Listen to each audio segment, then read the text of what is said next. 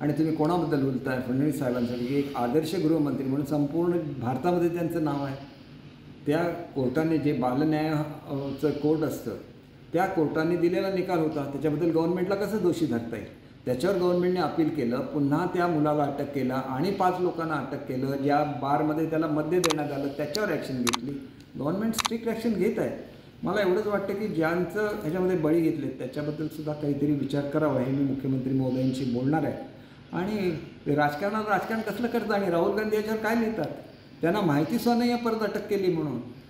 हेच करतात, त्यांना लिहून दिलेलं वाचतात म्हणून त्यांची बदनामी होते आहे. आतासुद्धा त्यांना विरोधी पक्षामध्ये बसायला लागणार, कारण ते हे करतात, लोकांनी सांगितलेलं ते वाचतात किंवा बोलतात म्हणून त्यांचं नुकसान होतं. आता त्यांनी 5 वर्ष विरोधी पक्षात बसावं, परंतु नंतरच्या काळामध्ये त्यांनी इन्फॉर्मेशन घेण्यासाठी वेगळी मशिनरी उभी केली पाहिजे आणि स्वतःच्या मनाने त्याच्यावर कॉमेंट केले पाहिजे. असे कॉमेंट केले की तुम्ही अडचणीमध्ये येता. तिथं तर 6 लोकांना अटक झाली आहे आणि हे त्याच्यावर व्हिडिओ हे करतात, कुठेतरी त्यांचीच बदनामी होते आणि मग लोक त्यांना विचित्र ह्याच्यात बोलतात. आम्हालासुद्धा हे बरं नाही वाटत. त्याच्यामुळे आता त्यांनी 5 वर्ष विरोधी पक्षनेतेपद घ्यावं आणि विरोधी पक्षनेता म्हणून त्यांनी चांगलं काम करावं, जेणेकरून 5 वर्षानंतर तरी ते चांगली फाईट करू शकतील. साहेब, सत्तापक्ष म्हणजे महायुती आहे का 2 तुमचे नेते जे आमने सामने आलेले आहेत. एका उपनेत्यांनी लेटर लिहिलेलं आहे श्री शिंदेने, तर गजानन कीर्तिकांना शिवसेनेतून काढून टाका, त्यांनी काम नाही केलं शिवसेनेत, त्यांनी मुलाचं काम केलं आहे. कसं बघताय पूर्ण?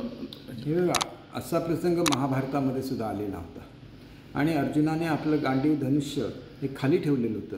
श्रीकृष्णाने त्यांना समजावून सांगितलं, भगवान श्रीकृष्णाने, की ज्या वेळेला समोरचा मनुष्य युद्धामध्ये तुमच्या समोर उभा राहतो त्यावेळेला तो तुमचा नातलग नाही, तो तुमचा पिता नाही, तो तुमचा पुत्र नाही, तुम्हाला युद्ध करायला लागेल.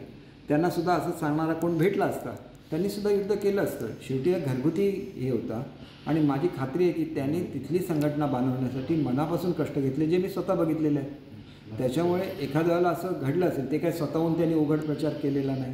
कदाचित जर शांत राहिलेले असतील तर आता इलेक्शन संपून गेलेलं आहे आणि त्याच्यामुळे मला वाटतं की हा विषय संपवणं हे पक्षाच्या हिताचं आहे.